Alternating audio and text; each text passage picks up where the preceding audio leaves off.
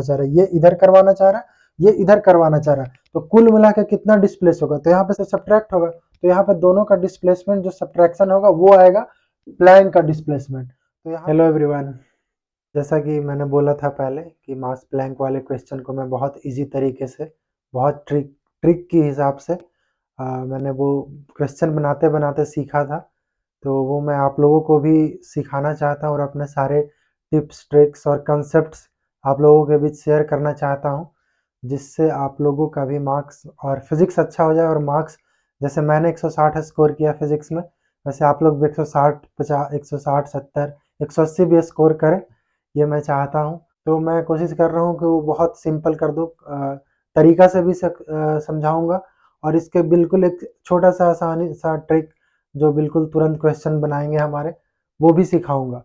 अभी मैं ये मास प्लैंक सिस्टम और मैं या मैन कह लो, अभी मैंने एक मैन को ऊपर रखा है प्लैंक के ऊपर, तब आगे मैं 2 आदमी को रख दूंगा इसके ऊपर, आगे फिर उसके बाद मैं 3 आदमी को भी रख दूंगा, सारे इजीली बनेंगे, कोई दिक्कत नहीं आने वाली है इसमें। सबसे पहले शुरू करते हैं इसको, पहले तरीका से ही बना लेते हैं, बाकी वो छोटा वाला तुरंत जो बनेगा वो इसके बाद बनाएंगे। तो चलिए, तो क्वेश्चन देखो क्या कह रहा है। एक प्लैंक होता है, एक प्लैंक होता है, उसका कोई वेट होता है, उसके ऊपर एक एंड पे कोई पर्सन होता है जो दूसरे एंड तक पहुंचना चाहता है। ये जो 20 केजी का आदमी है, वो इंसान है, वो यहाँ से चल के यहाँ पे आना चाहता है। तो आप ये एनएलएम पढ़े होगे तो वहां पे जानते होगे कि यहाँ पे ये इसके दौरान ये सरफेस स्मूथ होता है, स्मूथ होगा तभी ये स्लिप करेगा। जैसे ही ये इस पे आगे चलने के लिए अपने पैर आगे बढ़ाएगा, ये इस पे इस डायरेक्शन में फोर्स लगाएगा इस प्लैंक पे, क्योंकि स्मूथ सरफेस है, तो ये प्लैंक का कुछ ना कुछ डिस्प्लेसमेंट होगा। जब ये इंसान इस एंड पे पहुंच जाएगा तो हमारा क्वेश्चन कह रहा है कि बताओ भैया डिस्प्लेसमेंट ऑफ प्लैंक क्या है, ये प्लैंक कितना दूर पीछे घसकेगी, ये हमारा क्वेश्चन है। देखो डायग्राम पहले हम लोग सिखाते हैं, पहले बना लेते हैं। तो सपोज करते हैं कि ये कुछ एक्स डिस्टेंस पीछे है, घस का एक्स डिस्टेंस पीछे आया अपने ओरिजिनल पोजीशन से,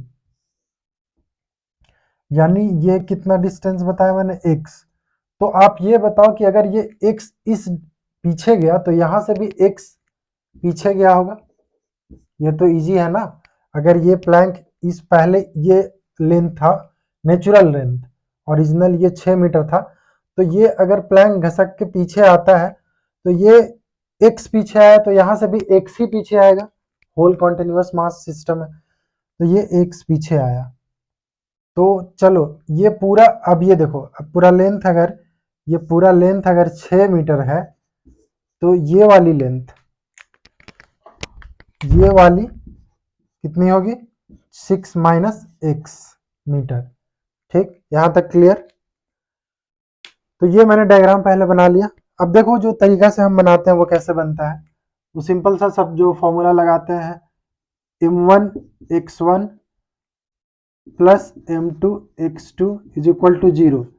ये मैंने पिछले वीडियो में जो नीट का क्वेश्चन मैंने सोल्व किया था वहां पे बताया था कि ये कैसे आता है ये फॉर्मूला, और कहो तो मैं अभी बता देता हूँ। इससे आता है कि एक centre of mass m1 x1 plus m2 x2 upon m1 plus m2। तो चूंकि यहाँ पे देखो कोई एक्सटर्नल फोर्स, ये वाला कंसेप्ट बहुत अच्छा है कि सेंटर ऑफ मास में सिर्फ इस पे एक सवाल बना देते हैं कि एक्सटर्नल फोर्स जब तक वर्क नहीं करता है तब तक सेंटर ऑफ मास का जो एक्सेलरेशन होगा, डिस्प्लेसमेंट होगा, वो सब कुछ जीरो होगा। यानी अगर कोई body centre of mass move ही नहीं करेगा जब तक, ये आप जान लो इजी वे में कि सेंटर ऑफ मास मूव नहीं करता जब तक कि उस पर एक्सटर्नल कोई फोर्स ना लगे। तो यहाँ पे क्या कोई एक्सटर्नल फोर्स लग रहा है क्या, ये एक्सटर्नल फोर्स की वजह से पीछे जा रहा है क्या, नहीं, ये एक सिस्टम है, सिस्टम खुद एक ये इंटरनल फोर्स की वजह से इधर जा रहा है। तो यहाँ पे जो ये डिस्प्लेसमेंट ऑफ सेंटर ऑफ मास क्या होगा, जीरो होगा, वो हमने सिखाया था पिछले वीडियो में।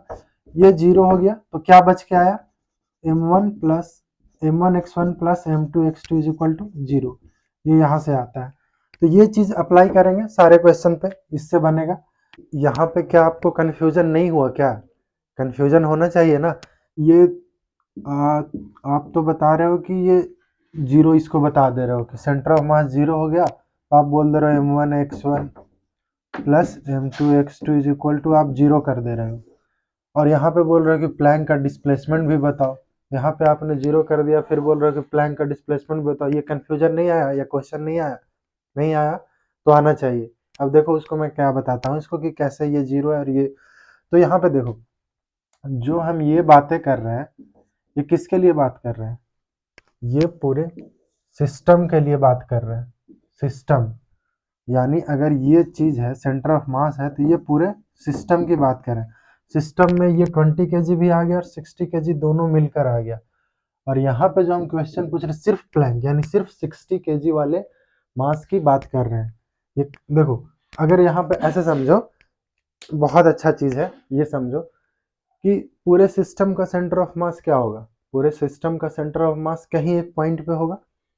क्या वो इस पॉइंट पे होगा, मिडिल पॉइंट पे होगा? अगर पिछला लेक्चर आपने मेरा देखा होगा तो वहां से आसानी से आप बता सकते हो कि इसका सेंटर ऑफ सिस्टम का मास, ये 60 केजी का तो यहाँ सेंटर पे होगा, लेकिन पूरा सिस्टम का क्या यहाँ होगा? नहीं होगा। क्यों नहीं होगा? क्योंकि ये अगर टोटल एज मास देखें तो 80 केजी है, और इस तरफ मास, इस साइड में मास ज्यादा है, ये इस पोर्शन में हेवियर मास है, तो सेंटर ऑफ मास इधर शिफ्ट होगा, हल्का इधर शिफ्ट होगा, तो इधर कहीं पे होगा सेंटर ऑफ मास। ये समझ में आया क्यों इधर होगा? क्योंकि मास का रेशियो इधर ज्यादा है, तो मास का मैंने बताया था इनवर्सली प्रोपोर्शनल होगा डिस्टेंस ऑफ सेंटर ऑफ मास। तो ये जो सेंटर ऑफ मास इधर शिफ्ट हो जाएगा हेवियर मास की तरफ। अब देखो, ये जो मैं बोल रहा हूँ centre of mass of system zero, क्या होगा इसमें कि अगर पूरे सिस्टम यहाँ भी, अभी यहाँ भी ये जब शिफ्ट हो गया, इंसान जब यहाँ पे चला आया और ये प्लैंक शिफ्ट हो गया, तब बताओ सेंटर ऑफ मास उस वक्त भी यहीं पे होगा। अगर ये सेंटर ऑफ मास शुरू में था, तो अभी भी सेंटर ऑफ मास पूरे सिस्टम का यही होगा। तो सेंटर ऑफ मास कहीं शिफ्ट नहीं होगा। क्या बोला था? एक्सटर्नल फोर्स जब तक नहीं लगेगा तब तक सेंटर ऑफ मास शिफ्ट ही नहीं हो सकता है।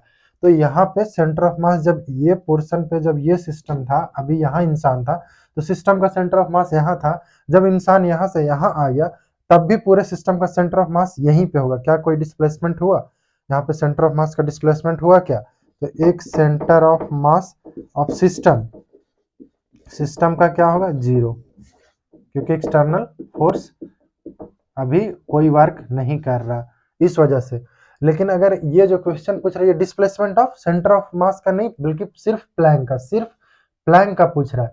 यानी प्लैंक का यहाँ पे अभी सेंटर ऑफ मास बीच में होगा, ये पूरा 6 मीटर है, तो ये 3 मीटर पे सेंटर ऑफ मास होगा प्लैंक का।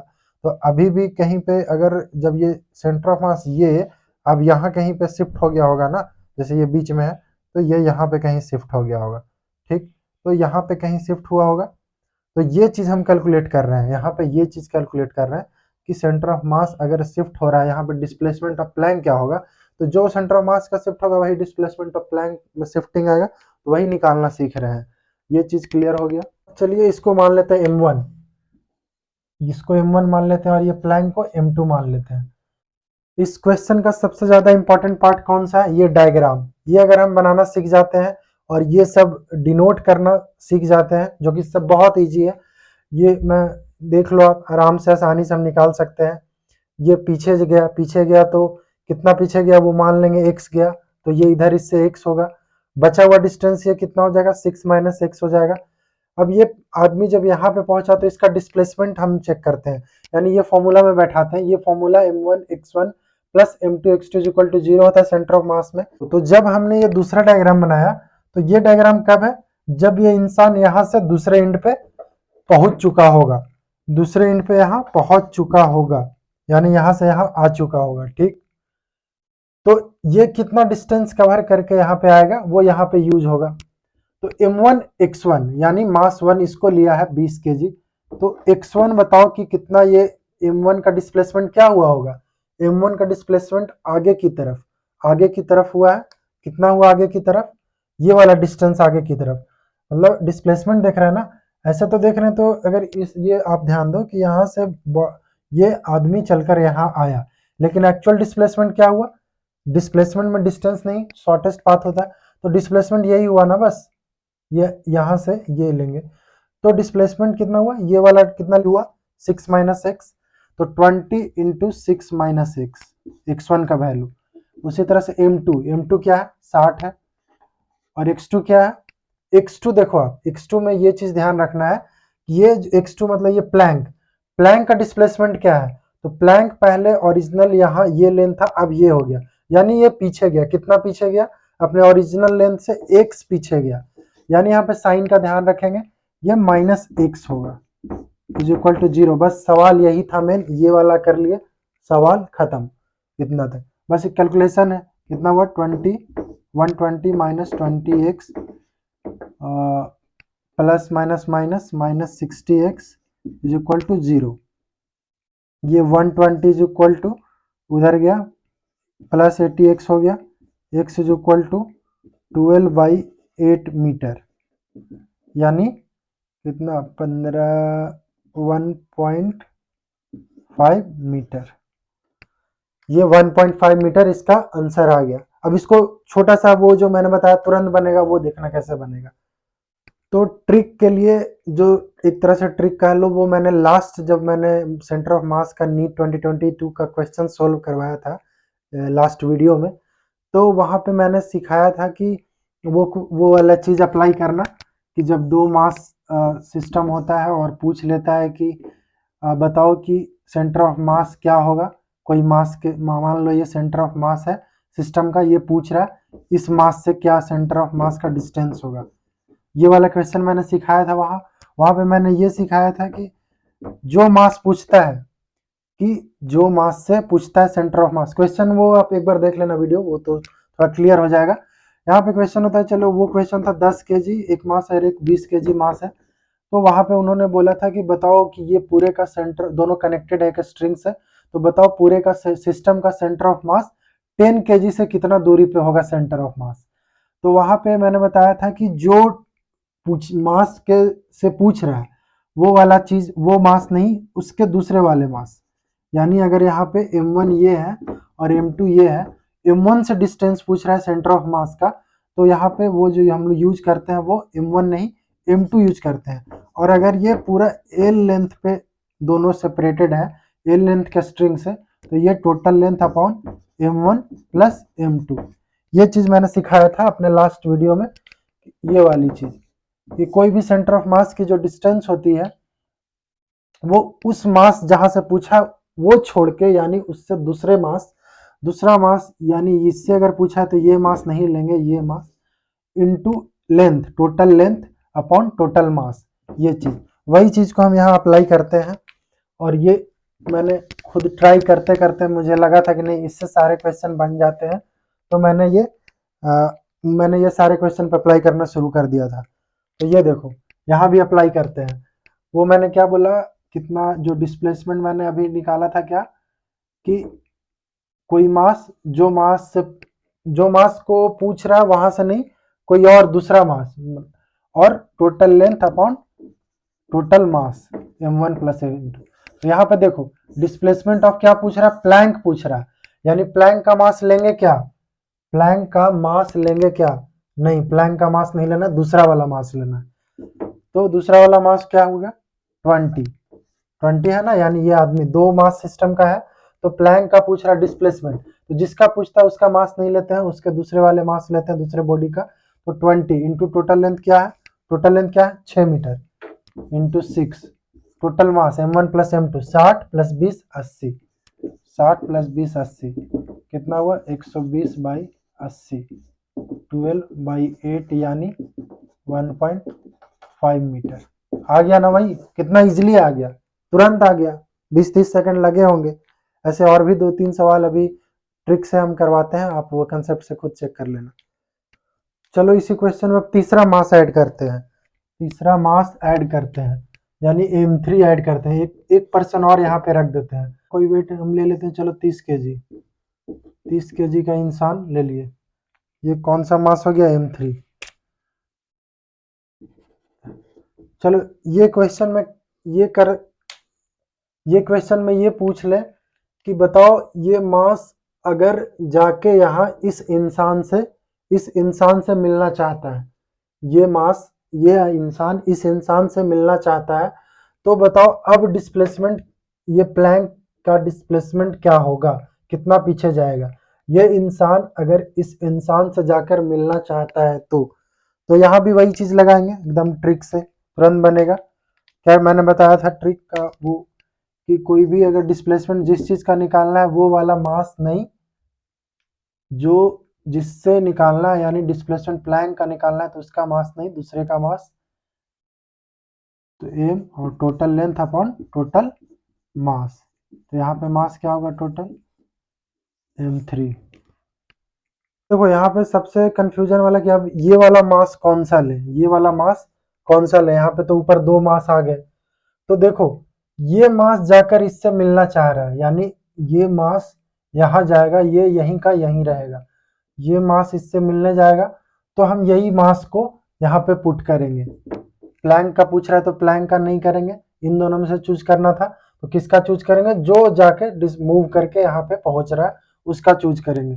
तो ये उसका 20 इंटू लेंथ कितना है यहाँ पे, यहाँ 6, और m1 plus m2 plus m3 कितना हुआ, 60 20 80, 80 और 30 110, 110 यानी 120 बाई 110, यानी 12 बाई 11 मीटर।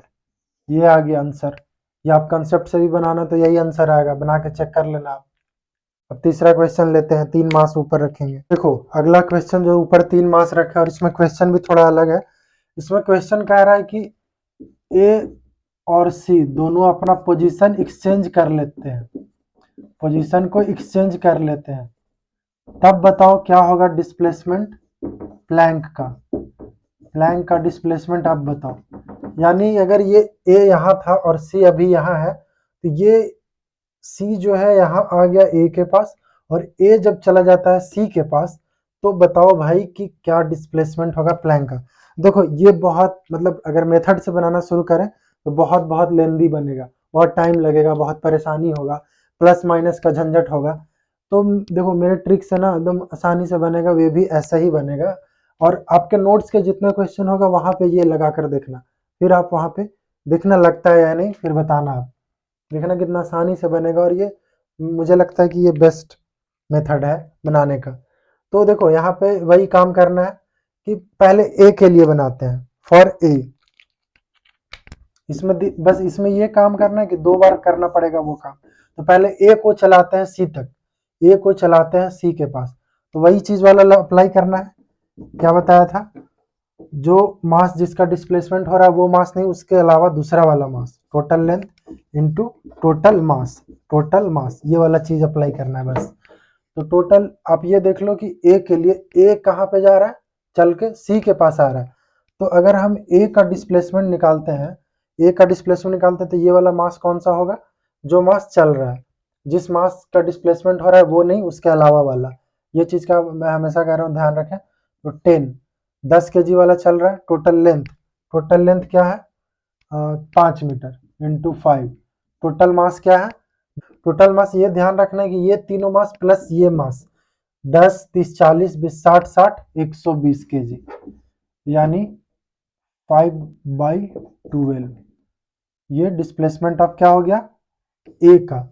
अब उसी तरह से देखो, अब दूसरा लेंगे सी के लिए, सी के लिए, यानी सी जब यहाँ पे आएगा तो इसका डिस्प्लेसमेंट क्या होगा। तो सी के लिए डिस्प्लेसमेंट अगर निकालते हैं सेंटर ऑफ मास का, तो सी का मास यहाँ पे, सी का कितना 20 वाला मास लेंगे इंटू 5, और टोटल मास वही हो जाएगा 120, यानी कितना हुआ 10/12। तो अब देखो, अब दोनों का 2 डिस्प्लेसमेंट आ चुका है, तो प्लैंक का आप कैसे पता करें। तो देखो भाई यहाँ पे बहुत सबसे बढ़िया यहीं पे कॉन्सेप्ट जो हमारे सीखने वाली बात है, ये ए चाह रहा है कि हम यहाँ पे पहुंचे, यानी इसका मोशन इस डायरेक्शन में है, तो ये इस पे फोर्स लगाएगा, यानी इसको इस डायरेक्शन में डिस्प्लेस करवाएगा, प्लैंक को इस डायरेक्शन में, अपोजिट डायरेक्शन में डिस्प्लेस करवाएगा। यहाँ पे जब सी इधर आना चाहेगा, तब ये प्लैंक को इस डायरेक्शन में डिस्प्लेस करवाना चाहेगा। तो देखो दोनों अपोजिट डायरेक्शन में डिस्प्लेस करवाना चाह रहा है, ये इधर करवाना चाह रहा है, ये इधर करवाना चाह रहा है, तो कुल मिला के कितना डिस्प्लेस होगा, तो यहाँ पे सब्ट्रैक्शन होगा। माइनस होगा, एक दोनों, क्योंकि दोनों सेम डायरेक्शन में डिस्प्लेस करवाता तो ऐड हो जाता, दोनों अपोजिट अपोजिट में डिस्प्लेस करवा रहा तो सब्ट्रैक्ट होगा। तो यहाँ पे दोनों का डिस्प्लेसमेंट जो सब्ट्रैक्शन होगा वो आएगा प्लैंक का डिस्प्लेसमेंट। तो यहाँ पे निकाल देंगे कि हाँ डिस्प्लेसमेंट ऑफ प्लैंक, डिस्प्लेसमेंट यानी एक्स ऑफ प्लैंक क्या होगा भाई, बड़ा कौन है, एक्स सी माइनस एक्स ए, यानी 10/12 माइनस 5/12 क्या होगा 5/12 मीटर आंसर, यानी 5/12 हमारा आ चुका है। तो ये आप कोई भी क्वेश्चन में अप्लाई करना जो आपके नोट्स में हो, जो आपके मॉड्यूल कहीं भी आए, और वहां पे देखना लगा के देखो, आप कितना आसानी से सीख गए होगे बनाना इसे। तो इसी तरह से सेंटर ऑफ मास के और भी जो मैंने बताया था, बोला था कि मैं करवाऊंगा, जैसे वो एक डिस्क प्लेट होता है उसमें से कुछ निकाल देते हैं, बाहर कर देते हैं, तो उसका भी मैं टिक छोटा सा तुरंत बन जाए, 20-30 सेकंड में बन जाए, वो वाला मेथड भी बताऊंगा अगले वीडियो में। तो उसके लिए आप बने रहना। तो देखो दोस्त, अगर इसे आप लोग कॉन्सेप्ट से, मेथड से, जो लंबा लंबा मेथड था उससे बनाते तो बहुत टाइम लगता, या फिर समझ में भी नहीं आता, या मतलब प्लस माइनस का अलग बहुत सारे झमेला है। तो मैंने अपने तरीके से मैं आप लोगों के साथ बताया, मैंने अपना तरीका जिससे आपके लिए भी ईजी हो। ऐसे मेरे पास जितने छोटे छोटे तरीके हैं जो मैंने निचोड़ निकाला है ये 5-6 साल की तैयारी में, वो सब मैं आप लोगों के साथ इसी तरह धीरे धीरे क्वेश्चन सिखाते सिखाते कोशिश करूंगा कि मैं आप लोग के सामने अपना सारा वो कुछ टिप्स ट्रिक्स और कंसेप्ट्स और सब कुछ बहुत इजी वे में आप लोग के साथ देता जाऊं। तो इसके लिए आप हम मेरे साथ बने रहें, चैनल को सब्सक्राइब कर लें, लाइक कर दें और शेयर कर दें अपने दोस्तों में, जिनको भी लगे कि नहीं हाँ बहुत अच्छा ये चीज़ सीखा है, अगर लगता है कि हाँ नया चीज़ सीखा है, अच्छा चीज़, तो आप शेयर भी कर दें अपने दोस्तों ग्रुप में, क्लास में। Thank you.